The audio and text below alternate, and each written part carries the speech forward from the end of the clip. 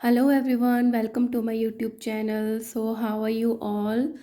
So, hope you all are fine and doing well in your studies. So, let's start mental maths corner of chapter 1, that is integers. So, start with the fill in the blanks. So, number 1 is when two integers are of like signs are multiplied then the product is a. सो क्या question है कि दो integer जब like sign मतलब एक जैसे sign है या तो दोनों इंटीजर्स के नेगेटिव साइन है उसको मल्टीप्लाई कर रहे हैं या फिर दोनों इंटीजर्स के पॉजिटिव साइन है, ठीक है, उसको मल्टीप्लाई कर रहे हैं, तो जो प्रोडक्ट आएगा तो वो कैसा होगा, प्रोडक्ट कैसा होगा, अगर दोनों नेगेटिव नेगेटिव मल्टीप्लाई हो रहे हैं तो पॉजिटिव आंसर आता है और पॉजिटिव पॉजिटिव मल्टीप्लाई हो रहे हैं तो भी क्या आता है, पॉजिटिव। सो आंसर आ गया पॉजिटिव, ठीक है। Second is the product of 5 negative and the 2 negative integer is. So students आपको ये चीज़ का ध्यान रखना है कि अगर ऑड नंबर में नेगेटिव्स होते हैं, लाइक अगर देखो ये 2 की बात हो रही है तो 2 है, इवन नंबर में नेगेटिव्स हैं तो पॉजिटिव बन जाता है। अगर एक और मैंने ऐड कर दिया, ये ऑड नंबर हो गए ना 1 2 3, तो आंसर हमेशा नेगेटिव आएगा। सो देखो इसमें 5 नेगेटिव हैं और 2 नेगेटिव और हैं तो टोटल कितने हो गए 7। सो 7 नेगेटिव को मल्टीप्लाई करोगे तो आंसर हमेशा नेगेटिव आएगा, right. The quotient of the two integer with the like sign, अगर दो इंटीजर्स हैं उनका क्वोशिएंट की बात हो रही है, ठीक है, और उनके साइंस क्या है, लाइक साइंस है, आंसर क्या आएगा। लाइक साइंस का मतलब है, देखो क्वोशिएंट कब आता है, जब एक नंबर को दूसरे नंबर से हम डिवाइड करते हैं, तो यहाँ पे जो आंसर आता है वो क्या होता है, क्वोशिएंट होता है। तो अगर बोला है अगर दो इंटीजर के लाइक साइन है, अगर ऊपर वाला इंटीजर भी नेगेटिव है नीचे वाला भी नेगेटिव है तो नेगेटिव से नेगेटिव कट जाता है, आंसर आएगा पॉजिटिव। और बाई चांस अगर यहाँ पे पॉजिटिव होता यहाँ पे पॉजिटिव होता तो भी आंसर क्या आता, पॉजिटिव। सो क्वोशिएंट दो इंटीजर्स का with the like sign is always positive. All right.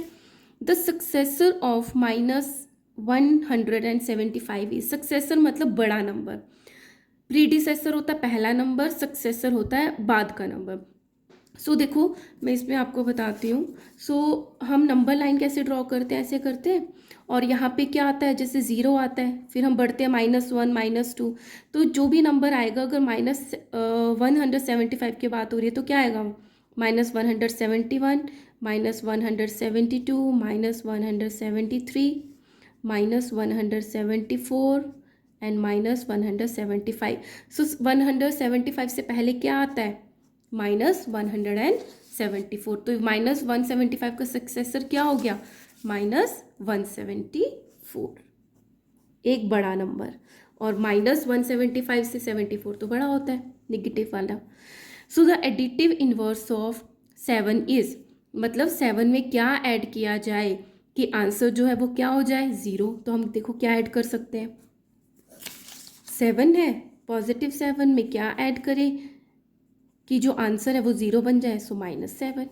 So 7 - 7 is equal to 0, तो एडिटिव इनवर्स क्या हो गया, -7।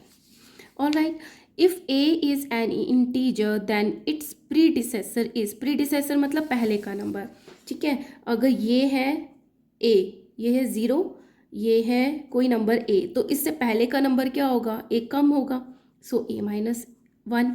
तो बाई चांस अगर यहाँ पे 3 होता तो इससे पहले क्या आता, 3 - 1 दैट इज 2। सो आंसर क्या आएगा, अगर a कोई भी इंटीजर है सो उसके पहले का नंबर क्या होगा, a-1। The sum of two integer is 47 and the one integer is -13, the other integer is, so क्या है, the sum of two integer is -47, दो integers का sum जो है that is a 47, one integer is -13, तो दूसरे को हम x मान लेते हैं। अब x की वैल्यू फाइंड करेंगे, 47, ये नेगेटिव का राइट हैंड साइड जाके हो जाएगा पॉजिटिव, तो इन दोनों को ऐड करेंगे तो आंसर आएगा 60। So answer will be 60। The negative of a negative integer is always a dash integer. अब हम एग्जाम्पल ले लेते हैं, कोई नेगेटिव है -3, ठीक है। So the negative of a negative integer, इसका भी अगर हम नेगेटिव कर दें तो नेगेटिव नेगेटिव मल्टीप्लाई होकर पॉजिटिव बन जाएगा। सो क्या लिखेंगे हम, the negative of a negative integer is always a positive. Now dash should be divided by -6 to get 25. तो इट मीन्स डैश का मतलब क्या है कि किसको हम डिवाइड करें -6 से कि वी गेट 25. सो x की वैल्यू फाइंड करेंगे. x is equal to 25. ये डिवीजन में तो राइट हैंड साइड जाके क्या हो जाएगा, मल्टीप्लाई -6. सो 6 5 ज़ा 30, 3 12 एंड 50. सो -150. सो जब हम -150 को डिवाइड करेंगे -6 से तो हमारा आंसर आ जाएगा 45. So that dash is the additive identity whereas dash is the multiplicative identity of the integer. देखो आइडेंटिटी क्या होती है कि अगर कोई, मैं बात कर रही हूँ कोई नंबर 4 है, वो 4 ही रहे, तो एडिटिव आइडेंटिटी क्या होगी, इसमें हम क्या ऐड करें कि वो 4 ही रहे, तो 0. सो एडिटिव आइडेंटिटी क्या हो गई, 0. किसी भी नंबर के लिए 0 जो होती है वो एडिटिव आइडेंटिटी होती है.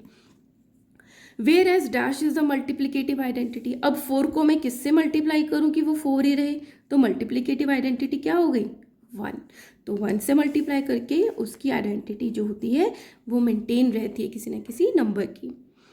Next is for any integer A. कोई इंटीजर है ए, जब ए को डिवाइड करते हैं 1 से, तो कोई भी नंबर है लाइक 4 है, उसको 1 से डिवाइड करेंगे तो आंसर 4 ही आएगा.